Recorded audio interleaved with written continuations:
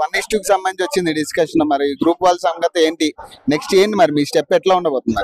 అసలు ఇప్పటికి మా గవర్నమెంట్ నుంచి 100% అంటే ఏది రాలేదండి. మా డిమాండ్స్ గ్రూప్ 2 పోస్టులు పెంచాలి, పోస్ట్పోన్ చేయాలని అడిగినాం. జస్ట్ పోస్ట్పోన్ చేస్తున్నామని నోట్ రిలీజ్ చేసిరు. మరి పోస్టులు పెంచుతురా లేదా అనే దాని మీద క్లారిటీ ఇవ్వలేదు. అది ఎందుకు ఇవ్వట్లేదు అనేది మాకు అర్థం కావట్లేదు. అది ఇవ్వకపోతే మేము కామ్ అయిపోతాం అనుకున్నామని కంటిన్యూ చేస్తాం. ఎందుకంటే మా మేజర్ డిమాండ్ పోస్టులు పెంచాలని కదా.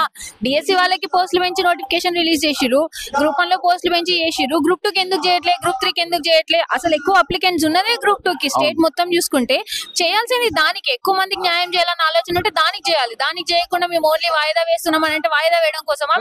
ప్రధాన సమస్యను తప్పుదోవ పట్టిస్తున్నారు అనుకోవచ్చు. దీన్ని 100% ఇది ఖచ్చితంగా డివియేట్ చేస్తారు. మెయిన్ ఇష్యూనే డివియేట్ చేస్తారు. వాళ్ళు ఎంతసేపు జాబ్ క్యాలెండర్ ఇస్తాము, జాబ్ క్యాలెండర్ లో ఇష్యూ చేస్తామని అంటే ఇవ్వండి, మేము వద్దనట్లేం. కానీ ఇప్పుడున్న వాళ్ళకి న్యాయం చేయాలి కదా. మీరు నెక్స్ట్ ఇయర్ ఇచ్చే జాబ్ క్యాలెండర్ కోసం నేనే నా ఏజే తాగదు కదా. నా ప్రొడక్టివ్ ఏజ్ ఎవడాపుతాడు? మరి తిరిగి తీసుకొస్తుందా? గవర్నమెంట్ తీసుకురాలేదు కదా. ఇప్పుడు ఉన్న వాళ్ళకి న్యాయం చేయండి. న్యాయం చేయకుండా మీరు ఓన్లీ పోస్ట్ పోన్ చేస్తే అది కరెక్ట్ కాదు. సో ఖచ్చితంగా మేము పోస్టులు పెంచే వరకు. దీనికి సంబంధించి గతంలో డిఎస్సి వాళ్ళు కూడా కొట్లాడిన పరిస్థితి, వాళ్ళకి కూడా ఎట్లాంటి న్యాయం జరగలేదు ఇప్పటికి. మరి ఇప్పుడు మీరు కొట్లాడుతున్నారు. మరి మీకు ఏదైతే ప్రధాన డిమాండ్స్ ఉన్నాయో అవన్నీ పక్కదోవ పట్టించి ఏదైతే సెకండరీ డిమాండ్స్ ఉన్నాయో అవి మెయిన్ కి వచ్చినాయి. ఎట్లా చూడాలి? అంతే అండి. ఇది గవర్నమెంట్ తలుచుకుంటే ఒక గంటలో అయిపోయే పనిని ఇన్ని రోజులు ప్రొలాంగ్ చేసిందండి. ఈ చర్చలని ఆ చర్చలని. సరే, చర్చలు చేయడం మంచి పరిణామమే. ఆ చర్చలు చేసినందుకు దానికి కంప్లీట్ అవుట్పుట్ అనేది రావాలి కదా. 50-50 అవుట్పుట్ ఎందుకు? ఇది ఖచ్చితంగా అందులో ఉండే గవర్నమెంట్ కి సంబంధించిన కొంతమంది మాకు వాళ్ళకి మధ్యలో ఉన్న వాళ్ళే దీన్ని మొత్తానికి మిస్గైడ్ చేసి తప్పుదోవ పట్టిస్తున్నారండి. లేదంటే కరెక్ట్ గా మాట్లాడితే ఎప్పుడో చేసి ఉండొచ్చు గవర్నమెంట్ ఈ పని. ఇన్ని రోజులు ఎందుకు ప్రొలాంగ్ చేసింది? వాళ్ళ సెల్ఫ్ బెనిఫిట్ కోసం చేసిరు తప్ప ఇప్పటికి కూడా మా మీద ఏదో ప్రేమ పొలిటికల్ ఎజెండా అనుకోవచ్చు. అది పొలిటికల్ ఎజెండా గా తీసుకున్నారు అనుకోవచ్చు. డెఫినెట్లీ ఇది కంప్లీట్ గా పొలిటికల్. ఇప్పుడు సింపుల్ థింగ్ అండి. ఇప్పుడు ఈ సమస్యలు పరిష్కారం అయినాయి అనుకోండి, మాకు వాళ్ళకి మధ్యలో ఉన్న వాళ్ళకి సీఎం అపాయింట్మెంట్ దొరుకుతుందా? వాళ్ళకి ఇంకో పని లేదు కదా. ఉన్నదే ఇది ఒక్క పని కదా. ఆ ఒక్క పనిని వాళ్ళు లైవ్ లో పెట్టుకుంటున్నారు తప్ప నిజంగా నిజాయితీగా మాకు న్యాయం చేయాలని మాత్రం చూడట్లేదు. తీర్పు వచ్చే ఛాన్స్ ఉందనుకుంటారు. ఇంకా నమ్ముతున్నారా మరి గవర్నమెంట్ ని? ఏంటి పరిస్థితి? ఖచ్చితంగా ఒక హోప్ అయితే ఉంటది. మనిషి అన్నాక ఏదో ఒక హోప్ అయితే ఉంటది కదా. ఆ హోప్ తోనే ఉంటున్నాం. ఇన్ కేస్ అది హోప్ చెదిరిపోతుంది అన్న టైంకి మళ్ళీ మేము ఖచ్చితంగా ఏం చేయాలో అదే చేస్తాం. మంత్రులు కలవమని చెప్పింది కదా. మరి విద్యాశాఖ మంత్రి లేడు కదా. కన్సల్ట్ విద్యాశాఖ మంత్రి ఉంటేనే మీరు వెళ్ళి కలవడానికి ఉంటది. మరి ఏ మంత్రిని కలుస్తున్నారు మీరు?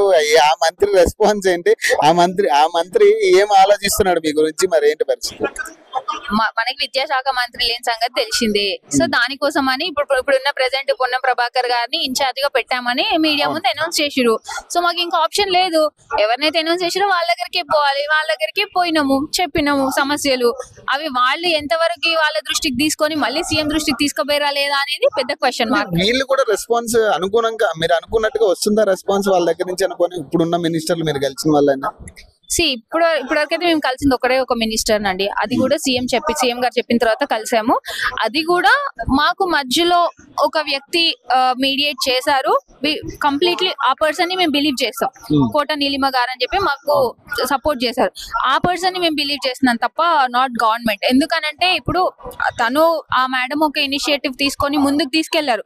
లేకపోతే మాకు అంత ఛాన్స్ ఎక్కడ వస్తుండే అండి? రాకపోతుండే డెఫినెట్ గా. కానీ వచ్చినాక కూడా మా సమస్యల్ని అక్కడ టేబుల్ మీద పెట్టడం వరకే మా బాధ్యత. దాని తర్వాత చేయకపోవడం అల్టిమేట్ గా గవర్నమెంట్. ఈ రోజు రేపు 24 గంటలు వచ్చేసింది మీ గ్రూప్ 2 కి సంబంధించి గుడ్ న్యూస్ అంటున్నారు కదా.